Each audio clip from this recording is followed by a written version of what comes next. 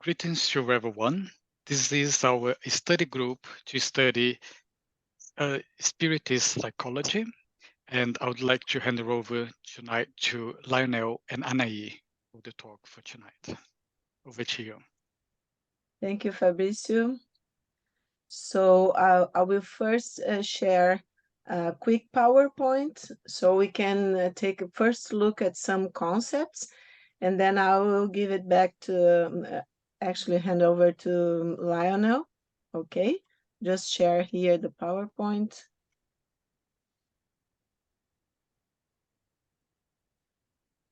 Oh, let's see.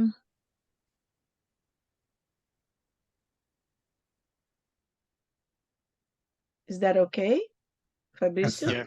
Yeah, that's all good. Okay. So we all want to listen to Professor Corbett, Corbett's ideas and reflections. So I kind of divided in two parts, okay? So today it's part one, and we are going to be talking mostly about Jung's concepts and also Professor Corbett's reflections on the matter. Okay, so remember that in some class I put this. Can't even remember when I put this image in which class, but it's like, you know, the future expansion of consciousness and actually the inner child, the archetype of the divine child, all our potentialities to create, you know, the energy to create. But to get to this point, so we have to, you know, be in contact with what is still shadow, darkness in all of us, okay? And just for you all to remember, we have already seen, this is one of the images when we talk about Jung's map of the psyche. This is by Peter Freeman. So we have the ego in green and the persona. Okay, this is the outer layer is consciousness. So the ego is the center of consciousness. And the persona and the shadow, we are going to see both of these complexes. They are related to the ego. And the shadow, as you can see here in brown, is in the personal unconscious, okay? And it's in the opposite, it makes an opposition with the persona that is in white, okay? And then here we have the self, and that Professor Lionel Corbett was talking about last class. And then we have the in yellow, the collective unconscious, the archetypal level of, and the objective psyche or objective psyche. So then light and shadow. Oops, sorry. So just fixing this. So the psyche consists of many parts and centers of consciousness, as we have already seen, okay? It does not constitute a unit, but a constellation in Jung's words, a constellation in which, besides the sun, there are other luminaries. The ego complex is not the only psychic complex. This is very different from psychoanalysis, for instance, okay? The concept, Jung's concept of the ego, as we have already seen, as a complex of you know, the self, of the bigger psyche. And this only the center of consciousness. So when the subpersonalities are in opposition, so in the complex, talking about the complexes, as we have already seen in a previous class, so there's going to be conflicting attitudes and feelings, okay, from the ego point of view. And one of these conflicting pairs is the persona and the shadow. So shadow is the image of ourselves that sleeps in our wake as we walk towards the light, as Jung says. Jung says that the shadow behaves generally like the inferior or negative personality, parts of us that we wish we were not like. And the persona is a complicated system of relationships between individual consciousness and society. Professor Corbett's going to explain further, okay? It is designed on the one hand to produce a certain effect on others, and on the other hand to conceal the true nature of the individual. So you can see that it's in opposition to the shadow because it's developed for adaptation. So that the persona, that part of the personality developed and used in our interactions, okay, the persona, it would be our conscious outer face, for instance, or we could call it our social mask that we use to adapt to society. Jung gave the name persona because of the masks in the ancient Greek theater that were called personas. So the face and role shown to others in our interaction, okay, with other people in our lives, and used to shape the outwardly visible image we have of ourselves, another way of thinking about the persona. So the way we feel, we have to behave. It would be the way we feel we have to behave. So the persona, of course, is collectively adequate, makes considerable concession to the outside world, forces the ego to identify with it, okay? Because the ego wants to adapt, to adjust. So the persona makes the ego to identify with it. So this leads certain people to believe that they are what they imagine themselves to be. But then the shadow, that it's in opposition. So talking about the shadow, the ego usually is not aware that it projects the shadow, okay? Because it doesn't accept that content. So it would have qualities recognized as immoral or at least not recommendable, containing characteristics of a person's nature that are contrary to the customs and moral conventions of society. The shadow hides behind the persona. Parts of the shadow may be positive, though, such as undeveloped talents, for instance. But we are going to hear more with Professor Corbett. So every ego has a shadow. By adapting and coping with the world, whatever it cannot accomplish without facing a moral conflict will be accomplished by the shadow.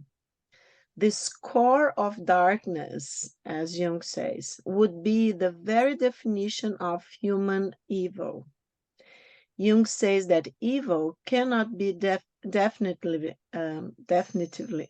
eradicated. It constitutes an inevitable part of life. And then we have Edinger in his book Anatomy of the Psyche, when he says the development of the ego is associated with the experience of evil, crime, and guilt. Consciousness of the shadow makes individuation possible by uniting our ordinary human reality with the self. We're leaving all of these thoughts and reflections to Professor Corbett to comment on them, okay? So consciousness and the shadow, talking about, consciousness getting near the shadow. So there is a therapeutic need for the ego consciousness to confront its shadow. The two parties are transformed when this happens. One can observe the compensations on the part of the unconscious, which tend towards the establishment of a unity. After Professor Corbett talking about the shadow, the dark side of the self, I will bring to you a dream of a patient of mine. She authorized me to talk to you about this dream. And I think this kind of compensations, let's say, of the unconscious, of this effort that consciousness does when we are maturing, when we are doing the process that we're going to see later on, but we saw a little bit last class that Jung called individuation process, okay? So this need to actually what we are doing here, self-discovery, right, Fabricio? So the way that we try to get near our unconscious, to get to know more about ourselves, but not only on the surface, but also deep inside ourselves, because here we are using also Joanna de Angelis' knowledge, okay, that she brings through Divaldo. And this knowledge that we are spirits living in a material world, a material experience. And what does that mean in terms of our own psychology, our own process of learning and our evolution, okay? So we struggle, as we have seen Joanna says, we need to be in contact with our potentialities, our spiritual forces, okay, deep within us, to struggle to learn whatever we came to learn in this life, okay? And this in the ego level would mean, at least is one of the things that I always think when I'm reading again Jung's concepts, and also reflecting and making connections with all the knowledge that Joanna brings. So one of the things is, first step is for the ego to confront its shadow, okay? And of course, it's not going to be easy, because the shadow is a shadow because it was once repressed or denied by the ego, okay? The ego tried to defend itself from this conscious contents. So what happens in this encounter? We would like to listen to Professor Corbett in some minutes, okay? And this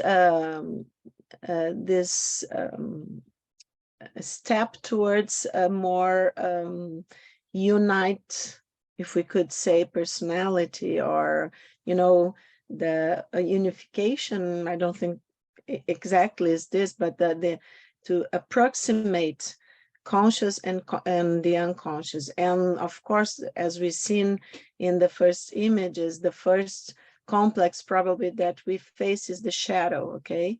So consciousness is renewed by plunging into the unconscious.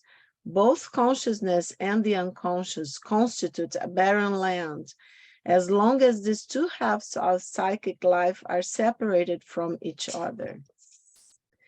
So this integration and growth that the light of consciousness, if we could say, can achieve by meeting the shadow and trying to integrate more the shadow. So the shadow is often not directly experienced by the ego. Being unconscious, it is then projected onto others. This rules out the possibility of using experience to gain conscious knowledge of our shadow features. However, if shadow traits become conscious and integrated, the person becomes very different from the average individual. Don't we need that?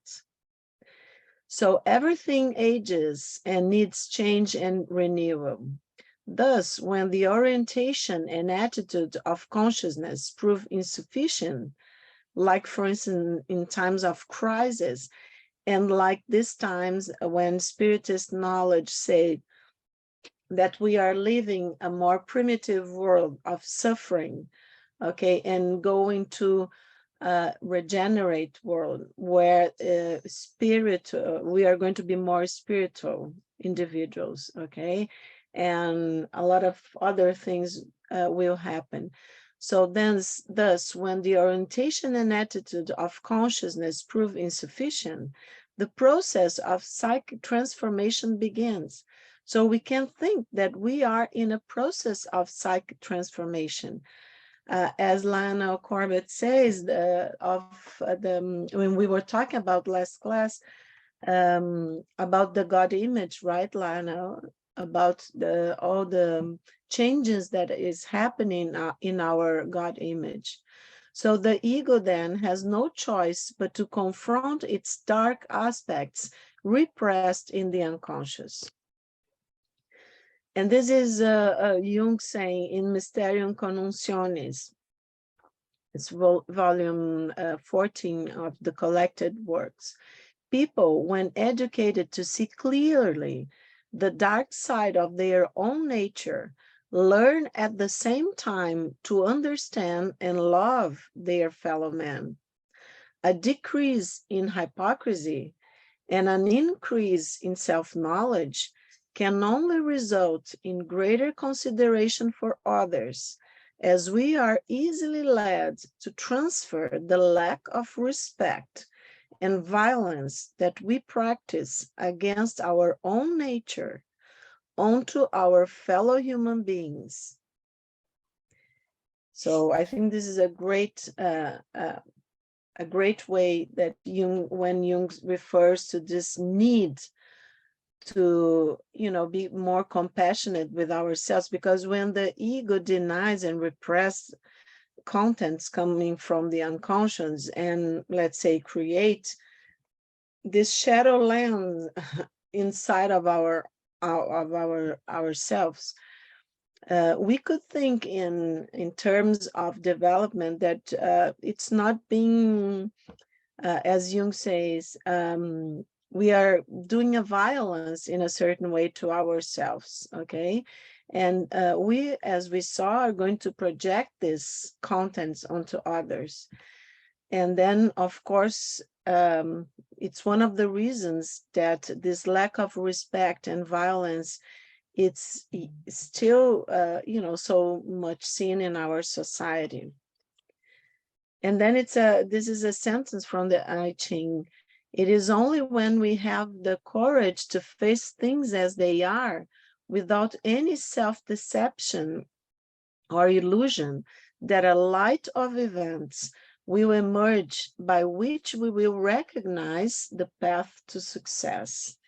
And a sentence by Jung, I love this sentence: a person does not become enlightened simply by imagining figures of light, but by illuminating the darkness. So let me there's a case report, but I'm just going to stop sharing. And we are going to see Professor Corbett, and then we go back to the case report. Okay? Lionel, right. Thank you, Annie. All right, so that was a very, very good summary. I'll just cover some of the main points about the shadow. First of all, every human being has a shadow. And the word is used in various ways. One meaning of the word, the commonest meaning, is to talk about negative parts of one's personality that you don't like, that are unacceptable to yourself. Things like envy or laziness or greed or any quality that you might be ashamed of is shadow material. And one way you know the shadow is that it emerges in certain situations. When people get drunk, for example, the shadow tends to emerge. Or when they become full of self-doubt, the shadow tends to emerge. The shadow can appear in dreams as usually a same-sex figure who's behaving very badly in a way that the conscious personality wouldn't like to behave. Another way that you can know, people often say, how can I know my shadow? Those are some of the ways. Another way that I suggest is just make a list of all the people you don't like. Make a list of the reasons you don't like them, and somewhere in there you'll find your own shadow, because as Anna said, we tend to project the shadow onto other people. So we don't like other people who embody aspects of our own shadow. The other way you can get to know your own shadow is ask somebody who knows you very well. If you have a partner or spouse or a very close friend, they usually know what your shadow is, even if you don't. Now, the other point, as we heard, is that the shadow can also be positive. For example, a person with very low self-esteem, very low self-worth, who's really a very good person, but can't feel their own goodness, then that goodness is part of the shadow. Or the person might have unconscious talents and abilities that they just don't realize that they have. Now, confrontation with one's shadow is painful, and as Jung said, is a moral problem, but it's crucial for self-knowledge and the expansion of consciousness. And Jung feels this should be one of the main tasks of psychotherapy. What very often emerges in psychotherapy is the projection of the shadow, assuming that other people have one's own negative qualities. This is sometimes called scapegoating. The mythology of the scapegoat, where you find someone, another person or another culture, another religion, to carry blame for some problem of your own or of your own culture. This scapegoat projection mechanism of the shadow is the mechanism that underlies a lot of racial prejudice and pogroms and so on, which allow another group to carry one's own shadow material. And you see it especially in wartime, where you get politicians will always talk about the enemy as depraved and evil and inhuman. They talk about the axis of evil or the evil empire. That kind of talk is always the projection of the shadow. You know, we're perfect, they're the bad guys. That's not acknowledging any shadow material. You see the shadow in literature quite a bit. If you look at the story of Jekyll and Hyde of Robert Louis Stevenson, it was written about 1880 something. The story is that Dr. Jekyll is a healing, kind-hearted doctor, and Mr. Hyde is a killer. And the doctor, the good doctor, has to struggle with his evil shadow. And the doctor has been struggling with this nasty shadow all his life. And in the story, he makes a potion to try to deal with his evil, but it actually transforms him into his evil side. And eventually he just becomes the shadow side, and that becomes more and more powerful. And that shows the difficulty of what we call integrating the shadow. In the end, the only way he can deal with his shadow side is to commit suicide. We also see the shadow in Scrooge's dream in the Charles Dickens Christmas Carol. The shadow appears as the ghost of Marley, who was one of Scrooge's partner. So that's an example of the shadow showing up in dreams.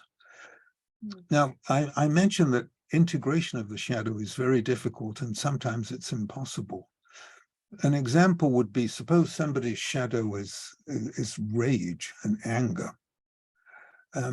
If you could soften that and turn it into a kind of appropriate assertiveness, so that the assertiveness is contained and only manifests itself when really necessary, then that would be an example of the integration of the shadow.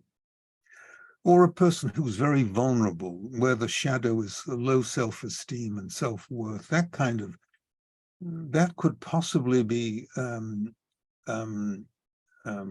integrated to become empathy for other people, kindness to other people. But sometimes the shadow is impossible to integrate. Sometimes you just have to endure it, just put up with it. When Neumann talks about this, he talks about coming to a gentleman's agreement with it.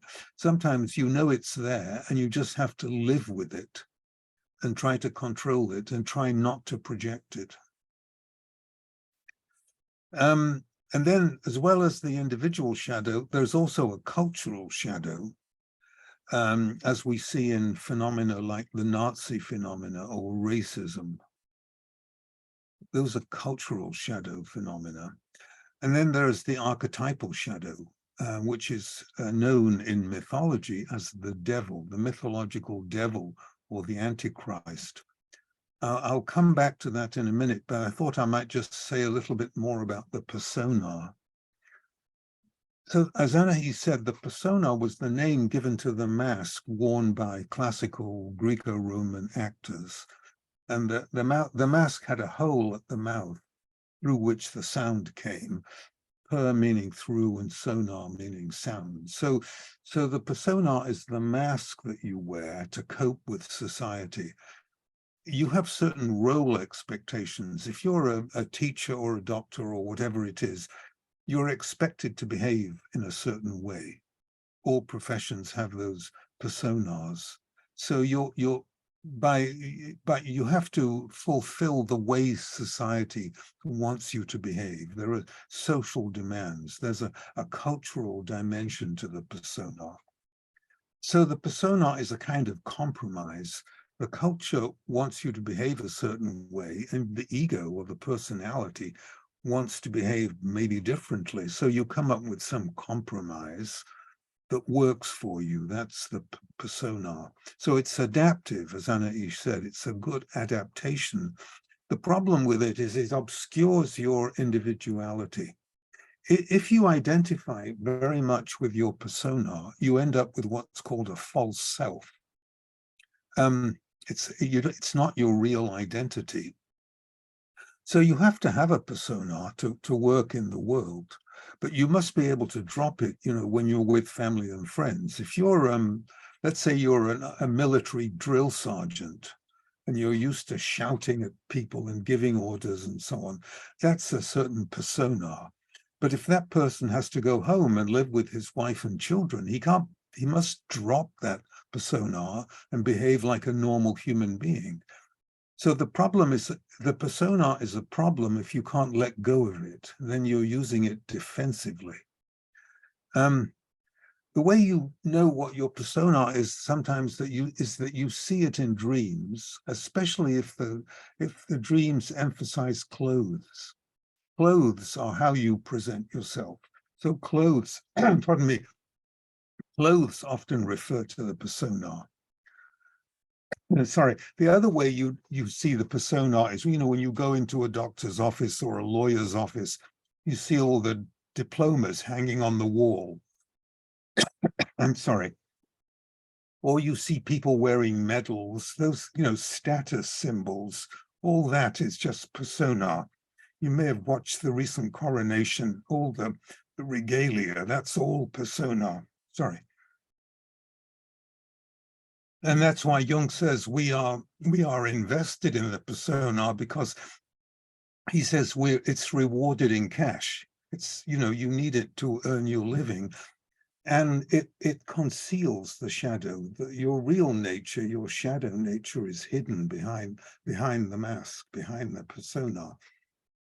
So as Annie was pointing out, the shadow and the persona are an example of the tension of opposites within the personality, and the persona tries to compensate for the shadow. Now, there's a very important idea in Jung, which I think was one of the main points that Annie wanted to get to, which is the notion of the dark side of the self, or the dark side of the God image. So Jung's idea is that there's an aspect of divinity which actually causes suffering and evil. And this contradicts and contravenes, say, traditional Christian doctrine, because in many traditions, especially in Christianity, people think of divinity as only good, benevolent, and loving, like the first letter of John says, he is only light, and in him there is no darkness at all. I think that's correct. So, but Jung would say that's not our experience. Sometimes terrible things happen. And some people think we can see the hand of God in the terrible things that happen. Think of the war in Ukraine, or the Holocaust, or the recent earthquakes in Turkey and Syria, those kind of terrible events. And the reason that Jung picked up on this idea was because of the biblical book of Job.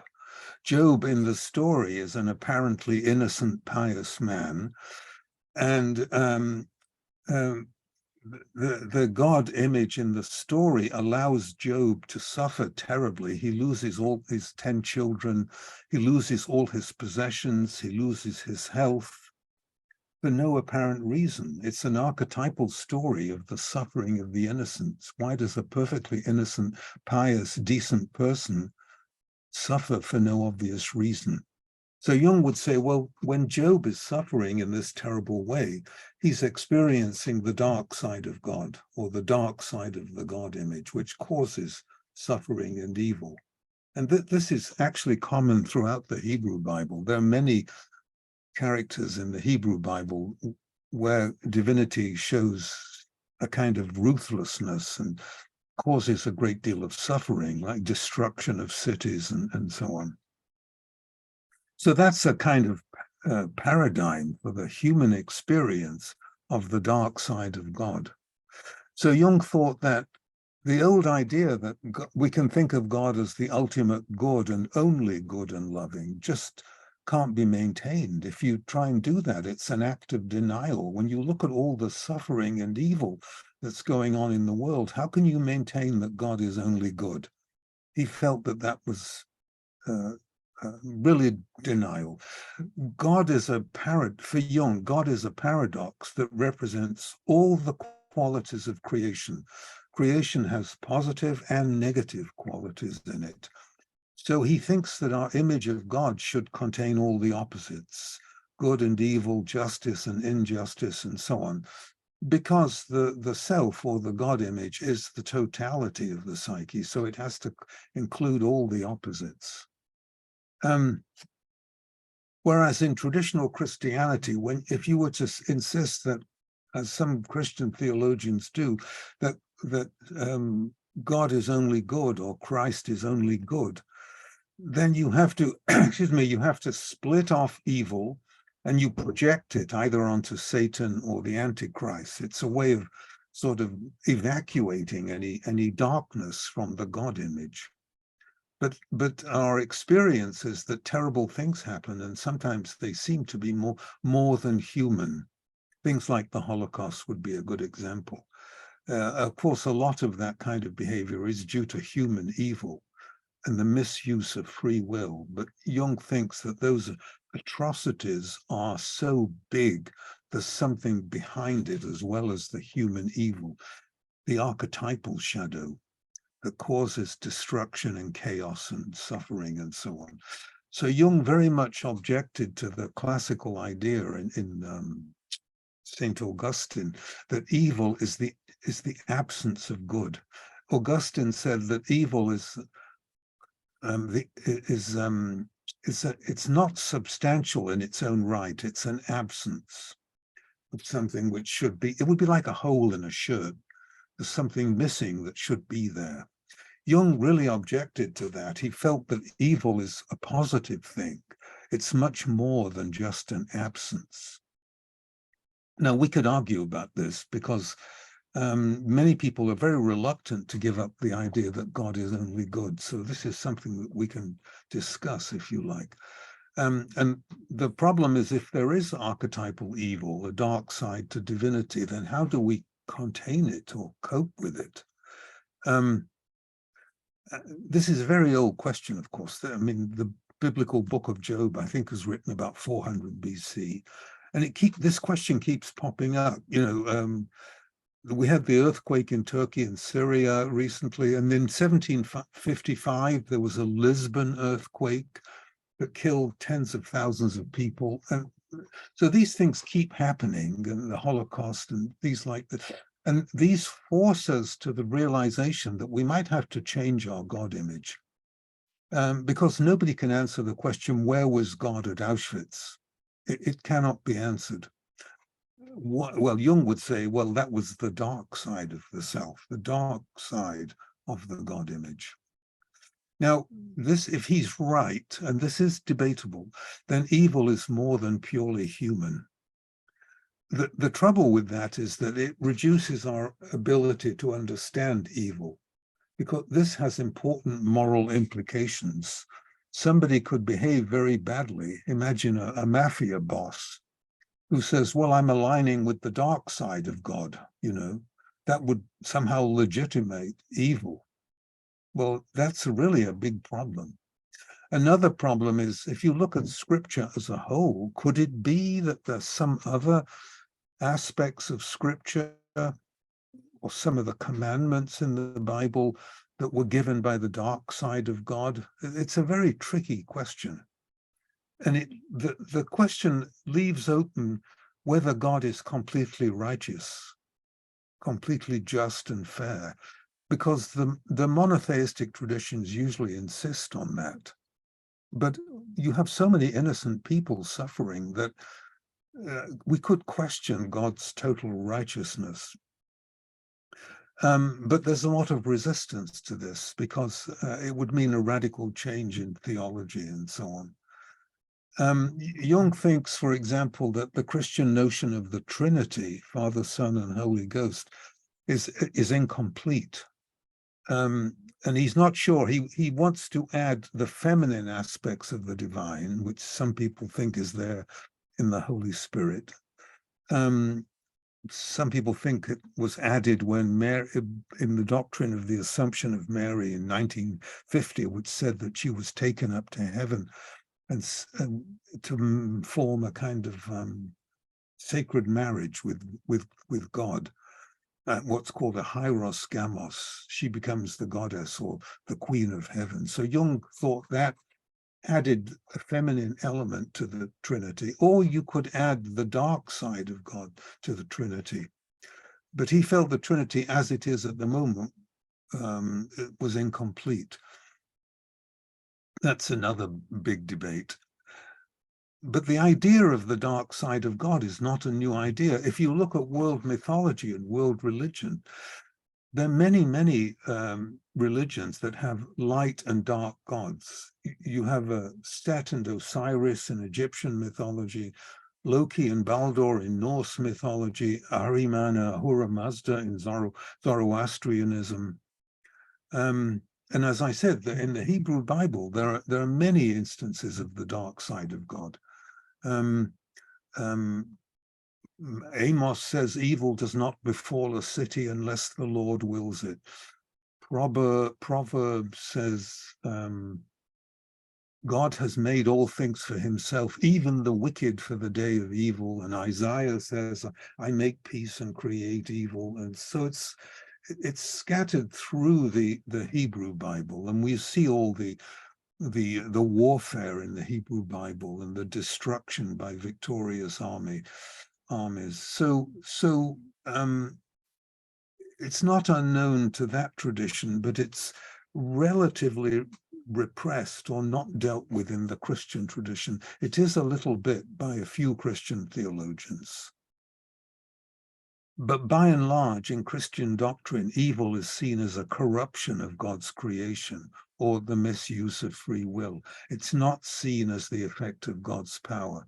So a lot of people think that Jung's notion of the dark side of God is incompatible with the Christian image of an all-good God.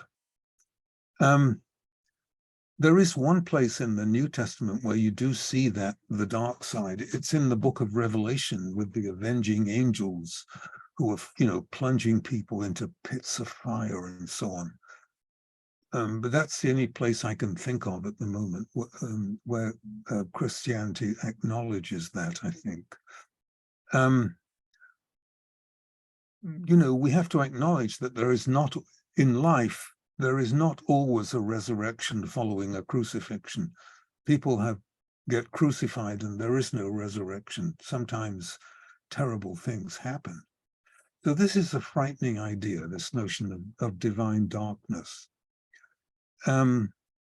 And it may not have anything to do with the divine itself. It may be that this idea that the divine has these two sides to it may be just a human projection. One can't say, I think, one can't say anything about the divine nature itself. But I think Jung's point is that our experience of divinity is this both light and dark.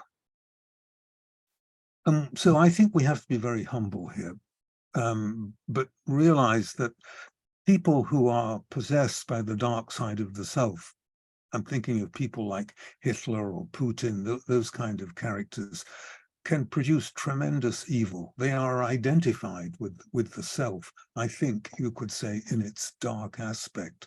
They are malignant narcissists, inflated, arrogant people who, they in a way think that they are God, but the dark side of God. It's a very dangerous identification, and we see it in all demagogues historically, and unfortunately some contemporary demagogues who are malignant narcissists.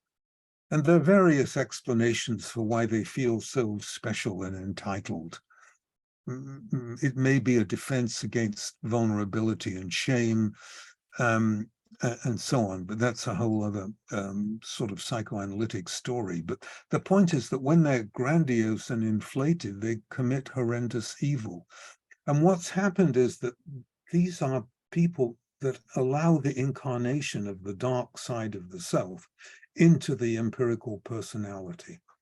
I don't know if this will make sense, but the human shadow, your own darkness, is partly human, partly the result of your own developmental factors, but partly it has a fragment of the archetypal shadow in it. And I think that the more people are abused and mistreated and neglected in childhood, forming complexes or areas of rage and hatred in them, which is true for all these malignant narcissists, the more open they are to the incarnation of the dark side of the self.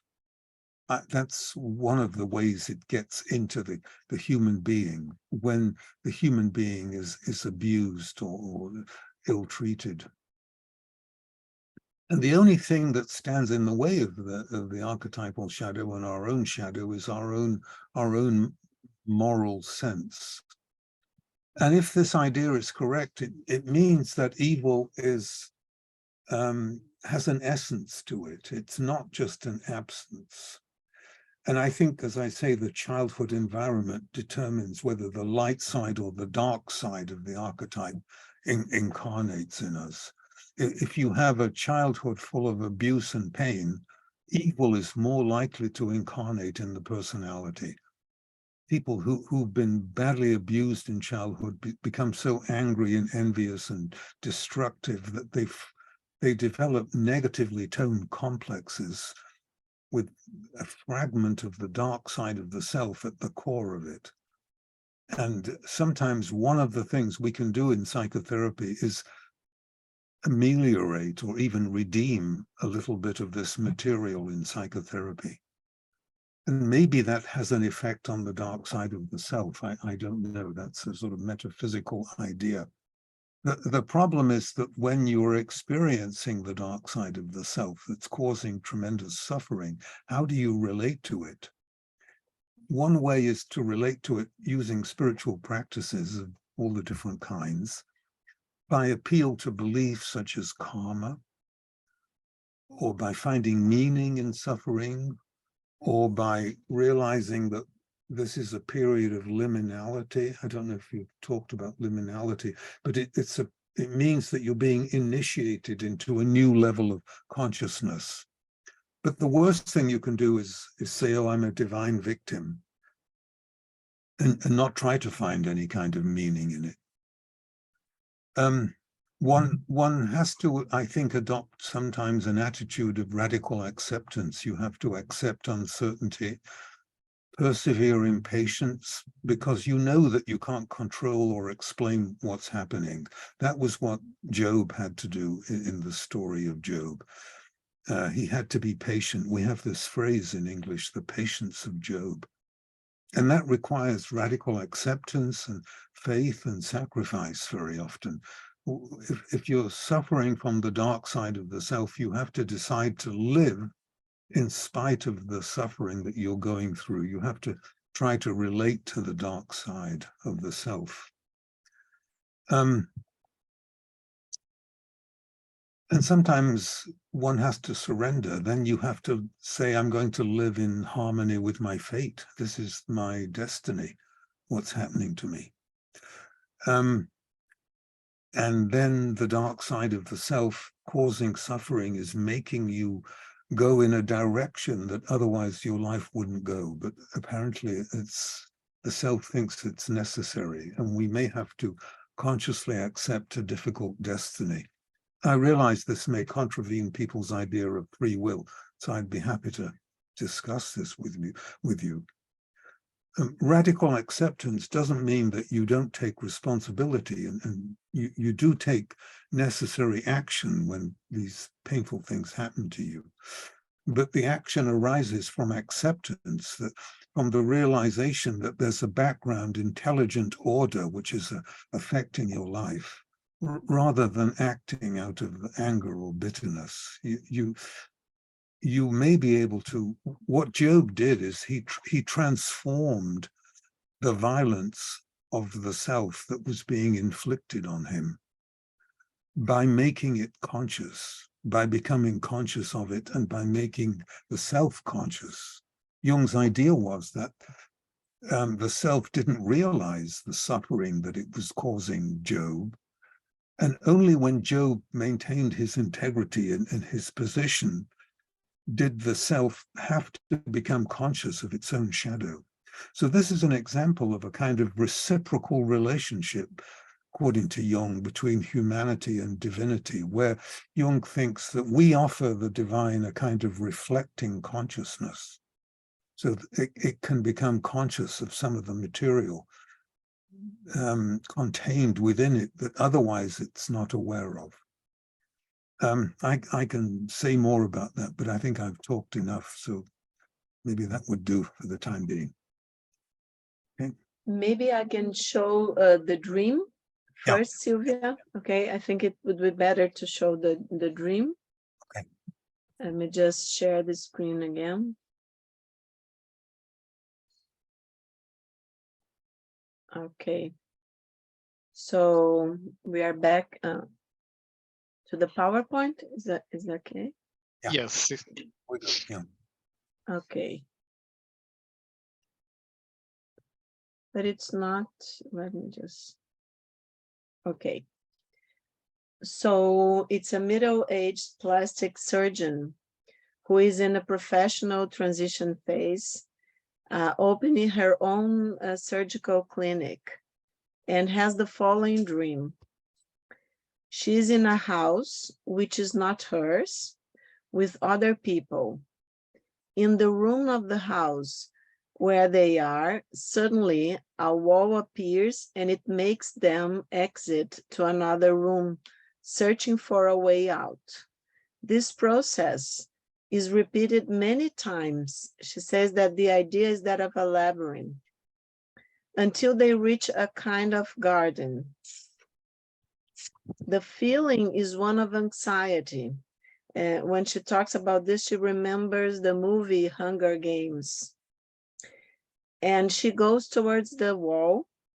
There is a wall which looks medieval, trying to escape, but there are no openings in it.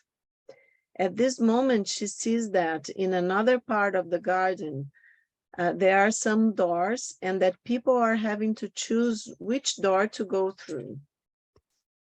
In addition, near the doors, she sees shadowy figures that scare her, especially one that she describes as a man with a demonic appearance, with something like horns on his head.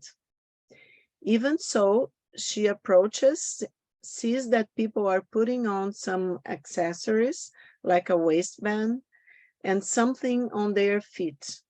It reminds her of the ritual of dressing for surgeries.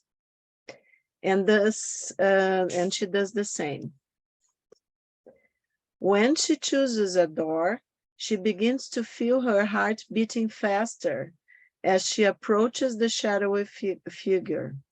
However, when she looks at him, she sees that his eyes show kindness, and her heart returns to normal. At this point, when her heart returns to normal, he says she can pass. On the other side, people are naked, taking showers. She does the same, and then she goes on to an open space where there is a paradisiacal landscape, and feelings of peace and happiness take her over. Then the dream ends. There is one thing that I forgot to put, Lionel, in the dream, is that when she and everybody, when she goes to the showers, when she passes through the door and see everybody's naked taking showers, and she doesn't see herself, but she knows she is in the same thing, taking a shower. She looks up and there is a man defecating in the shower, and she knows that it's because of his fear. His fears are going away. Okay, I think this is important. I forgot to put. And she goes through, she doesn't defecate, but she looks at this man. And then she takes the shower, and then she goes to this open space. There's like paradise, and the feeling overwhelms her. Okay. And then I just put in the PowerPoint our Black Madonna that we talked about, and Eliana said, "Oh, the dark side of the Great Mother." And I said, well, we could think that, but we could think also that it would be illuminating the matter as we were talking. Okay, I'll just stop sharing, and maybe Lionel, you could comment a little bit about the dream. Yeah, could you put it up again so I can go through it? Would that be okay? Do you mind? Yeah, I'll just have to go again. The PowerPoint? Yeah, no, just the beginning of the dream, just a few slides back. The beginning of the dream, okay. So.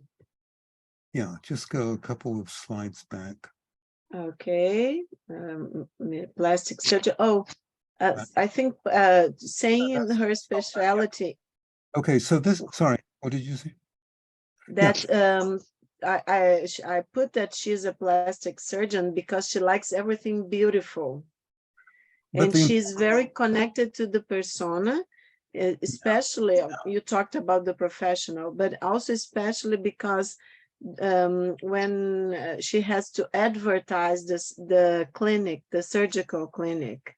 So she has to be, very okay with her persona and beautiful and this and that. And she has other colleagues that she called, for the clinic. And she started getting upset with things that happen when you have to put a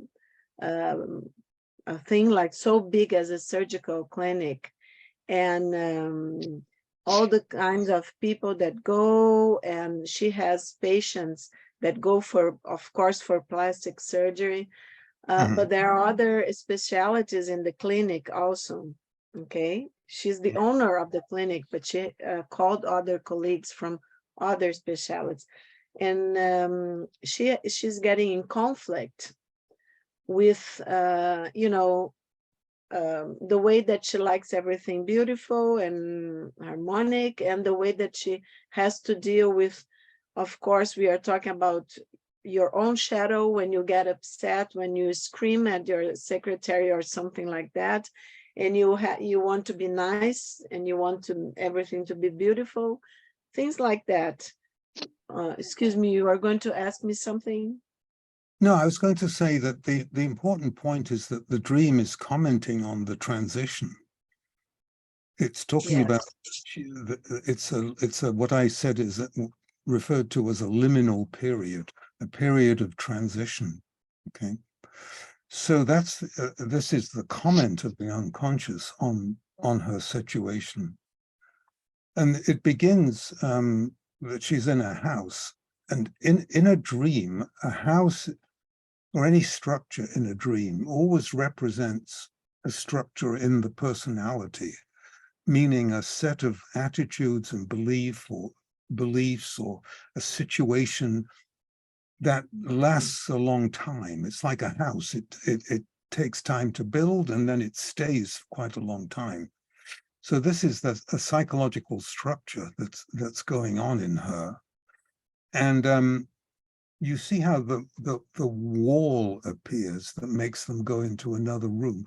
So it's like when we say someone has run into a brick wall, it's talking about the fact that she must have hit a barrier that's making her, but there's another way. She gets an exit to another another room. And was the association, her association to the labyrinth? That's very important, because the labyrinth is often associated with the search for paradise in world mythology, or the search for the Holy Grail, or the search for the hidden center. It's often an image of the search for something very special, but you have to go through it to find it, you have to go through a very complicated system. Could you go to the next one? It's her association, yeah.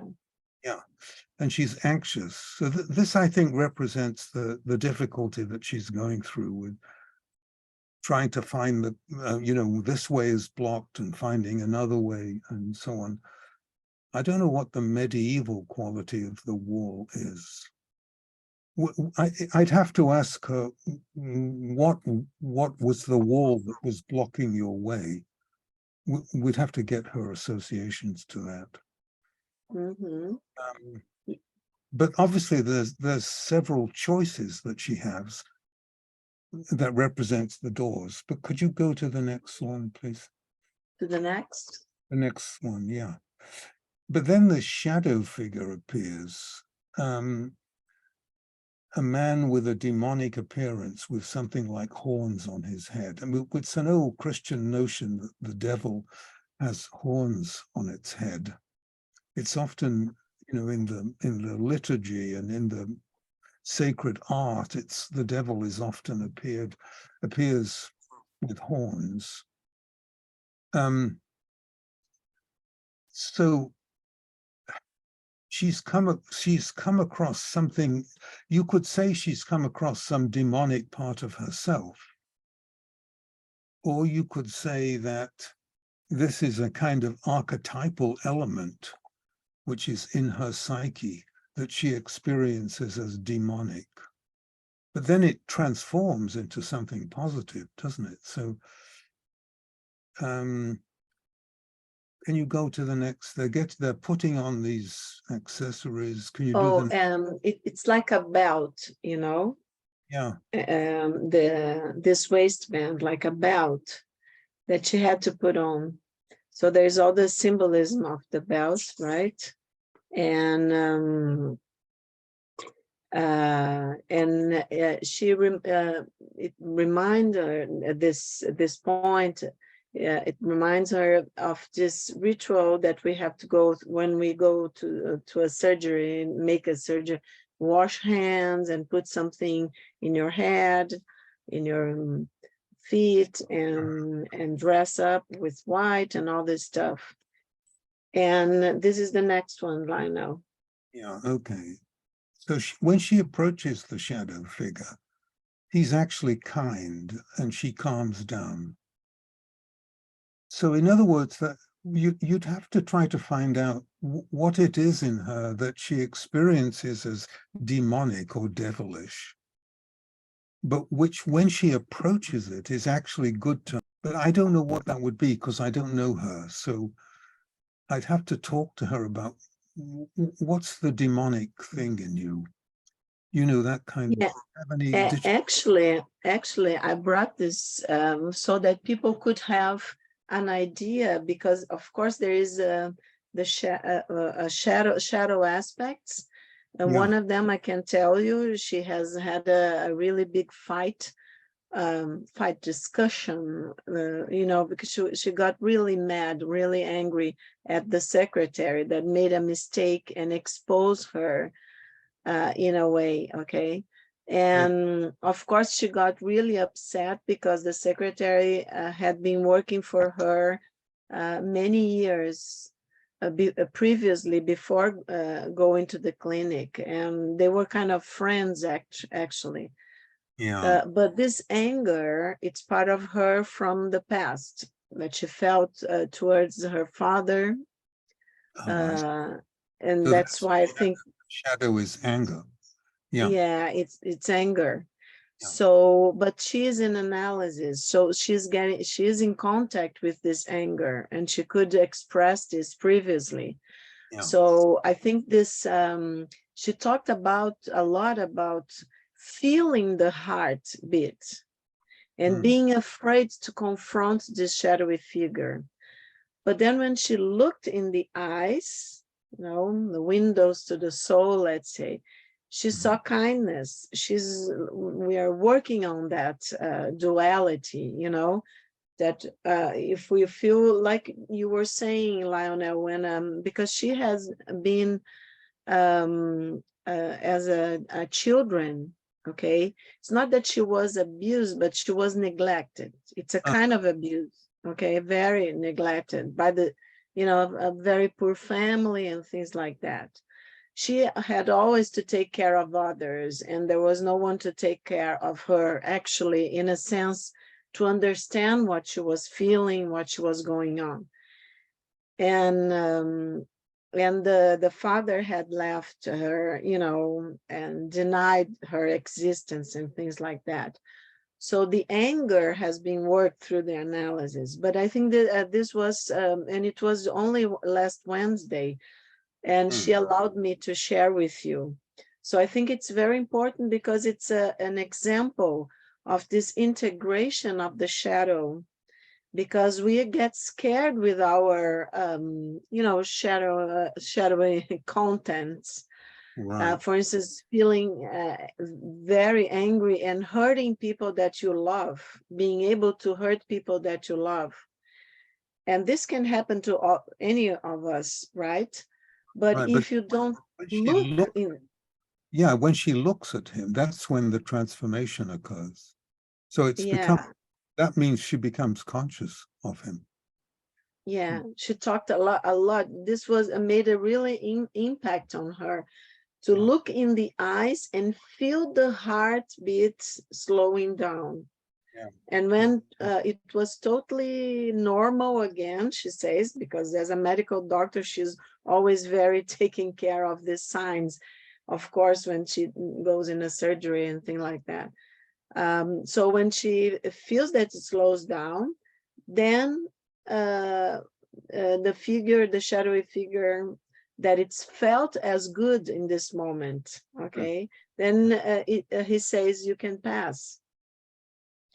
And I thought it was very meaningful. I forgot, because I was worried with the space of the slide, okay, and I forgot to put, but it made an impact also when she was in the shower, and you told everybody, of course, that the clothes are the persona, right? And everybody was naked taking showers, okay, like getting rid of this stuff. And then she saw this man defecating, and she understood in that moment that it was his fears that were going away. So I think the fear, when of course it's also a part of something that it's denied by her, to have fear. She has to be very strong. Medical doctors, especially surgeons, right? If you go there and you have to open a person, you have to be very strong. You cannot have fear in that moment. Yeah, we have a phrase in English, shit scared. Do you have that in Portuguese? Yes, kind of. Yes, kind of. What it is, yeah. And the nakedness that you say is the lack of persona. That's yeah, it's very interesting how she gets rid of the persona. And then she discovers paradise. I mean, such an archetypal dream. I would tell her that she's going to be okay. Yeah, think we are just, it's just the first time that she brought the dream. It's just last week. But I think I thought it was very, it was a synchronicity and very important for everybody to see in practice. Okay, because otherwise it's a lot of concepts and maybe they don't connect, but can I stop sharing? Yeah. Maybe there's some comments from the group. Yeah, let's hear everybody. I think we have a question for Sylvia. Sylvia, did you have your hands up? No, I had a question about something that Lionel had said about God, but I open anybody can make the comment now, otherwise it will be a different thing. So you can comment on the dream that, is more important at the moment. Thank you. Well, I think if people are thinking about, and Sylvia, we are going to be talking, this is part 1, okay? Because I wanted very much for you guys to listen to Professor Corbett. And we are going to go on next class talking about then Joanna's thoughts about the shadow, okay? I think Kai wants to say something. Kai. Yes, and it's about the dream, but also about what Lionel said, the dark image of God. Dreams are images, right? Like when we think about God, when we think about the image of God, there is some projections, right? The image is something that we project. So when we are projecting the dark side of God, maybe it's coming from our shadows, like when we have the dreams and we project our mental house into the dreams. So what we are talking about is not, in my understanding, is not about God, but how we see God. Is that right, Lionel? Yeah. One of the criticisms of Jung was that he was projecting his own shadow material onto his notion of the dark side of God, for just the reasons that you said. And you're right that these are images, which means we have a concept, and the concept has to be based on the way these things appear in dreams, like this dream we just heard, where you get these demonic figures. Is that kind of demonic figure something in the dreamer, a part of her which is demonic, or is it really an archetypal image showing her that that wouldn't be if it's something that comes from the self, it wouldn't be a projection. If it's just her own shadow material, I agree, it's a projection. But sometimes you get imagery in dreams that just are archetypal figures that are not projections. They are aspects of the self in a symbolic form. So they're not always projections. One more thing. Go ahead, Kai. That I would like to add is when we talk about suffering and all the darkness in the world, if we don't talk about past lives and reincarnation, it's hard to understand. But maybe with that knowledge, things become much more clear. Well, we have an explanation. If you believe in past lives and karma, you have a sort of a partial explanation. You can say, this is my karma. And sometimes that's helpful, I think. But of course, many people don't accept that. It depends whether you believe that. I think this group probably would accept it. And just one more thing. Okay. hypnotherapy, maybe we can work through our shadows. I agree with Lionel when he says that sometimes it's hard, and then we just accept the shadow and try to deal with it. But I believe that knowing about before into our complex that maybe we bring to this lifetime, we are able to connect dots and then maybe integrate some of the stuff that we carry with us. That's just a comment. Yeah. Annie, how long have you been seeing this woman? I think it's about 2 years, more or less, a little. Because Okay, another it's- possibility is that the dream is talking about the transference relationship with you. Yeah, it could be, of course. There are many levels, right? Yeah. Of, Yeah. but Not that I wouldn't like to, so go ahead, go ahead. No, I said not that you're a demonic figure, but Yeah, I know that. But I wouldn't like to go into specifics because, you know, I think it would, it's not like a technical thing, but it's only for people to have an example of in real life, because there are lots of different levels that we work with the dreams with the person. And of course, we are in the beginning of this work because she just brought the dream. I'm going to give to Sylvia, but before that, and then Sylvia can see if she's going to ask kind of the same thing. But I asked Lionel previously to our meeting, so I would like to see his opinions. And I think there is something also in what Kai brought, that about the shadow. Then bring the Joanna's. So if we think like Joanna brings, okay, the idea that Jung's self is our spirit, as Joanna says, okay, and that we reincarnate to learn and evolve, then could we think that the self is aware of his dark side, even if the ego is not aware of its shadow? That's one question that I made Lionel. I would like him to comment on, because then it's not Jung exactly, because here then we are talking about reincarnation and about this notion that the self would be our spirit. And according to Spiritist knowledge, okay, we reincarnate to learn and evolve.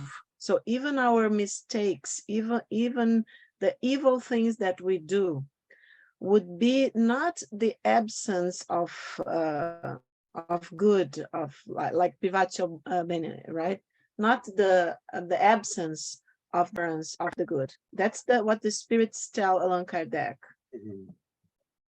So I would like you to comment a little bit. So because if Joanna says that our spirit is the self, is Jung's self, is the same thing, then it agrees with what Kai is saying, that and what we wondered, we talked a little bit the previous meeting, that we are not talking about the God, the transcendent, the that is beyond our comprehension, but we are talking, as Kai was saying, about our perceptions, our idea, even if it's ourself, because ourselves with capital S as the spirit, and our spirit is ignorant of many things. Otherwise, we wouldn't be here learning and having this experience in the material world, in the duality. So of course, the self, being the spirit, could have much more knowledge of its own darkness than the ego. I don't know, just for you to comment, and then we give to Sylvia. I think this is an area that Jung made a mistake in. Jung, of course, the self and is the spirit, obviously.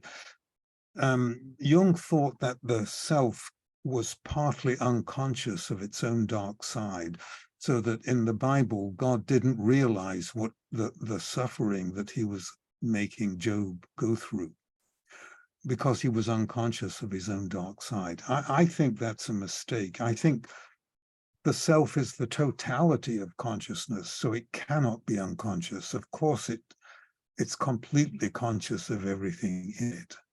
I think Jung just made a mistake there. So I would say it's aware of everything. There is the self can't be unconscious. It is consciousness. Okay, so that's Okay. my opinion. You know, Jung didn't get everything right. Yeah, thank you, Lionel. Sylvia, you would like to ask something? And Andres too? Okay, very briefly. Going back to, but with the explanation that Lionel just gave, sort of explains a little more. Was when you were talking about the Jung, for Jung, God was a paradox that contained good and evil. And it sort of reminded me a bit of, the Gita, when you talk about Shiva, that she is the god of creation, but she also is the destroyer. Yeah. So in a way, they have both. But I think the perspective that we have as Christians is quite different in relation to God. But I think that, and in many ways, I think when we say something happen and was very tragic, many times people who are very religious, and I think happens mostly to them, they will always say, God is doing this to me. I'm not going to believe in God anymore. I think it's a kind of almost like a reaction that people will not accept God because God is doing it to me. Whereas while we growing, we have good things and bad things. And I just wondered if that maybe would, in seeing the destroyer and the creator together would be a different concept, not as, because what you said now that, Jung was wrong and that the self is a totality of consciousness, and by its very nature, it needs to be conscious and aware and everything. If that, this thing that fights one against the other, which we as human beings are constantly, like Anahi said, we are here to learn and to progress, but also suffering is a very great part of the learning, isn't it? So how do we see that? Is this destroyer and creator is part of it? It's like being shaped, like a diamond being shaped by the forces that we bring the shine and the light within. Could you talk a little bit about that? Yeah, Am I well, in the wrong way thinking, or was too confusing? That tradition is another example of the idea that the divine has a light side and a dark side. I mentioned several other traditions, but you're right that they have creation, preservation, and destruction as part of divinity. So that's just another example of that. It's only Christianity that wants to hang on to an only good God image, I think. Yeah. So I agree with you about that. If is suffering, when you suffer, you can either take the position that you're a divine victim and nothing you can do about it, or you can try to find the meaning in it and try to find where the suffering is taking you. What are you being initiated into a new level of consciousness? Is there some meaning that this has, rather than just thinking it's purposeless? Yes, because it just occurred to me, like if you, in St. John's of the Cross, the Dark Night of the Soul, when he talks about that, but also, Viktor Frankl, in his book, he talks about his experience in Auschwitz, being in a concentration camp, and the way you have to find meaning to something is the way to survive.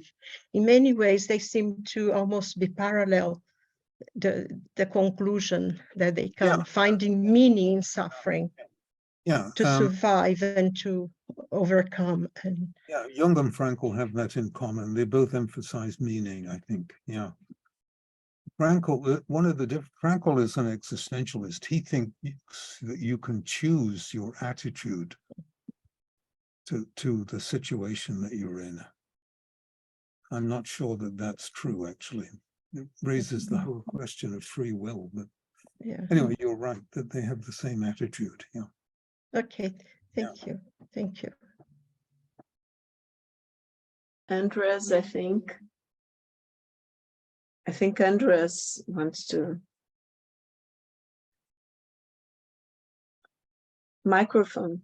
Just a question to the demon or the demon with horns in a dream which scares us. Isn't it a way of keeping us in check of our own shadow? Isn't it something like a mirror? Isn't it something, if you really truly look, it's not what it really truly is? I think what scares us the most about it is ourselves. And if you stay long enough with it, it turns into something totally different. Mm-hmm. It Yeah, keeps us from going astray. It keeps us not going that direction. So it's a little bit like, don't come off your path. I don't see demons as a negative or as a evil influence within the dream. It just wants you to see yourself more clearly. And I think it's more to do with trust. What do you think about that? What's the connection to trust exactly? Say that again. Sorry. I mean, when she first sees it, when she first sees this figure, she's very afraid of it. Yes. And then when she looks at it, it becomes benign or benevolent. So that's the teaching, that she has to look at her shadow. Yeah. But I didn't get the connection to trust. What was the connection to trust? Trust with that. It's a bit like it's not a negative. It's not something which causes harm. Something we don't have to run away from. So we usually try to get away, and I think by trying to get away, it will chase, and it chases only because it has a message. And I think the message is clearly coming from us, from within us, and it's just mirrors. But it takes a lot of courage to confront. Yes, absolutely. In everyday life, the same, isn't it? Yeah. Yeah. That's why it's important, I think. Yeah. Oh, go ahead, Lana. It's important because when you are suffering and you say to yourself, this is the dark side of the self, what Job said is, I know that my Redeemer lives. He knew that even though he was suffering, that there was some background intelligence going on behind the scenes. If you can say that, then that requires faith, actually. Otherwise, life is a tale told by an idiot, and suffering is just random and has no meaning. So, I would like to, I know we have like 5 minutes, but I would like, since we were talking about the dark side of the God image and this and that, so I brought to you 3 questions of the Spirit's book, okay?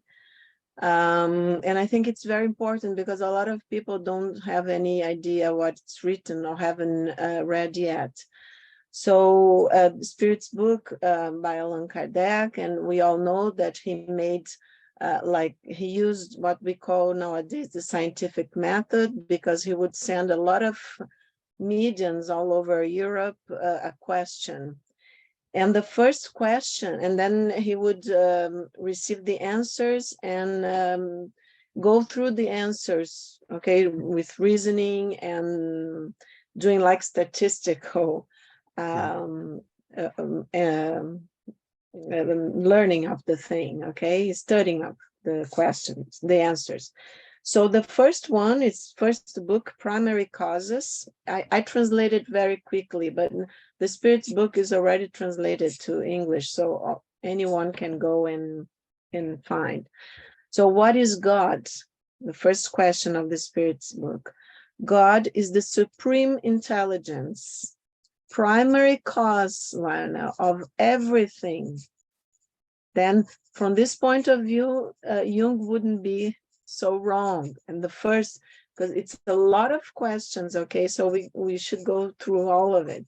But I just wanted to give you some small, so, and I didn't translate all of them, but then only three, then he goes on about the infinity and all of that. So God is the supreme intelligence, primary cause of everything. Then when he asks about attributes of divinity, then he is asking the spirits, if we cannot comprehend the intimate nature of God, because the spirits had told him in another question, can we at least have an idea about some of its perfections? And then the spirits say, yes, about some. The human being understands himself, herself better as she rises above matter. Then she will see them through thought when we rise above matter. And then he says, when we say that God is eternal, infinite, immutable, immaterial, unique, all-powerful, all good and fair, don't we have a complete idea about God's attributes? And we were talking about that. And the spirits say, from your point of view, yes, because you believe you are encompassing everything. But know this, there are things far above the understanding of the most intelligent human being. And for these things, your language, your limited language, developed by your ideas and sensations, does not have expressions. This is the 19th century, okay? So, but I think it's very important to pay attention to the answers. Your reason says that God must have these perfections in the highest level there is, because if one of them didn't exist or its level was not infinite, it would not be superior to everything. So it could not be God. And it goes on, but I think it's very important because when we talk about the Spirit's book and what I told you before, so that the spirits are actually telling us that we don't have intelligence enough to understand the head office, as you say, Lionel.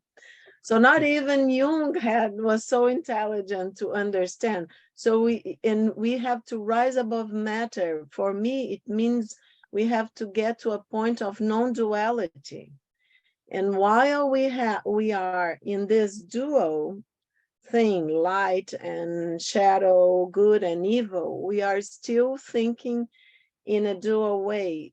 So of course, when they say that, and you talked about liminality, and I wanted to bring very much this dream because of this transitional phase that we have to face our own shadows. We are going to leave this in the transference, as you said. There's a lot of put in the WhatsApp group, Black Madonnas, because of course what is within is outside, and what's outside is within, as Jung says. So one of our questions, for instance, as a mother, in today's Mother's Day in Brazil, and I think in the US, I'm not sure in England, but anyway, no, and yeah, so I thought it's a lot of synchronicity, because when you and we as therapists, analysts, whatever, people, medical people taking care of people, and many other professions, and even studying spiritualist content, we feel very upset with all the suffering that is going on. So of course, sometimes we get mad at the, even the Great Mother. How come you're going to throw all this fire on us? Okay, and it's okay to be mad, because it's our ego, like in the transference, of course, if the analyst says something that the person feels it's going, touching some soft spots, I think we say like this in English, right? And then of course it's going to be felt as, I'm not, I will suffer or I will be rejected, especially in a person that has been rejected, so felt rejected so many times. But we have to light this, show this, and we have to get in contact, as Andrea is saying, trying to, to have courage to face our own shadows. And the other part, as I was kind of joking with Lionel, we're making a little fun, that we can see the anger in Mother Earth, but we can see, like Sylvia is saying, transformation, rebirth, right? And we can see the spirit in the matter, in the black matter, for instance. We can see the love, the compassion that suffers, as Lionel was saying, that Dios tries to find the meaning in suffering, as the Great Mother does, right? Lionel was talking about Christianity, but it's a beautiful image of the light side of the mother when we respect the suffering of our children, because they have to go through and they have to, to fulfill their mission. So respecting, even if it causes us a lot of pain.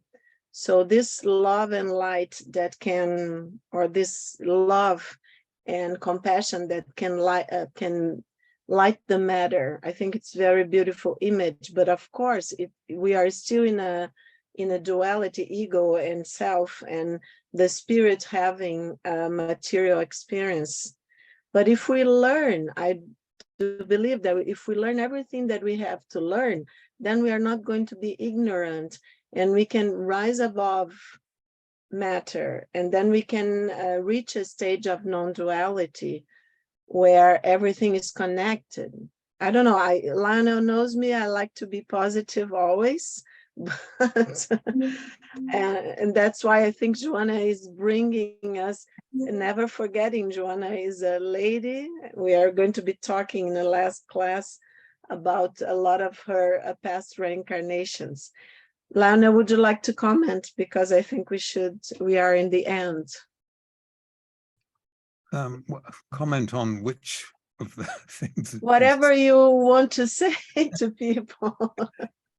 Well, Karnak may have read the Upanishads. In the Upanishads, they have a Nirguna Brahman, the divine that's completely transcendent beyond any attribute, and Saguna Brahman, the divine with attributes, where we get all these ideas about God.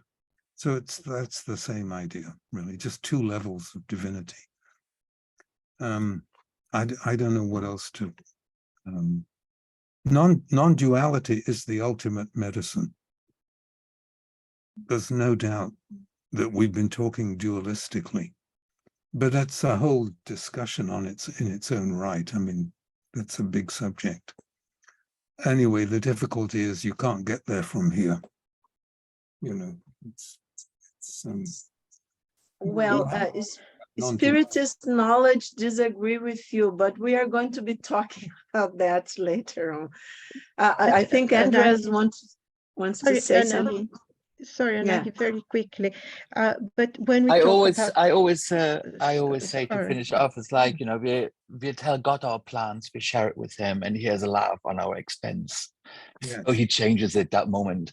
And you think you have got it all and you have it all in your hands, and you live this beautiful, peaceful life after many, many years, and then God throws a spanner in your way and turns it all upside down, and they say, what, really? Do you really think you can sit on the beach or walk in a park for the rest of your life? No, let's spice it up a little bit more. And illumination happens many times in this lifetime, I have to truly say, because illumination is the ultimate to enlightenment, isn't it? And yes, pain, struggle, it's the only way to illuminate. So That's not. that's but it's one of the ways. Okay. Yeah. Most powerful one. You know, you don't think you could become a better person because you don't think you're a bad one. Then all of a sudden, when you struggle and you go through something, saying like, that was actually a really good trip on the end, you know. Thank you, And- Andres. I think only Sylvia wants to say something, and then we Something can very, ask. very briefly, giving what you were saying about suffering and everything. I think one of the facts that sometimes we get angry at seeing suffering is because we have achieved already a level that we have empathy with suffering. It doesn't help us. It makes us feel unhappy to see other people suffer. I think because somehow we've already reached a certain level of enlightenment or something, that the suffering of others makes us suffer as well. I think Emmanuel had something which he says, the suffering of others. He writes about that. And I think because we've already reached a certain level of empathy, that's how I feel anyway. Thank you, Sylvia. And I want to thank you very much, Professor Corbett, for being here with us today. It's a great opportunity always when he can. And of course, we are going to be expecting you next time you are able, Lionel, okay? Yeah. And thank you all. And as we agreed, if there are any doubts that people have or remember, just send to Fabricio, right, Fabricio? Yeah. And he will send to us and we can discuss in the next class, okay? Thank you so much. Thank you, Lionel. Bye-bye. Thank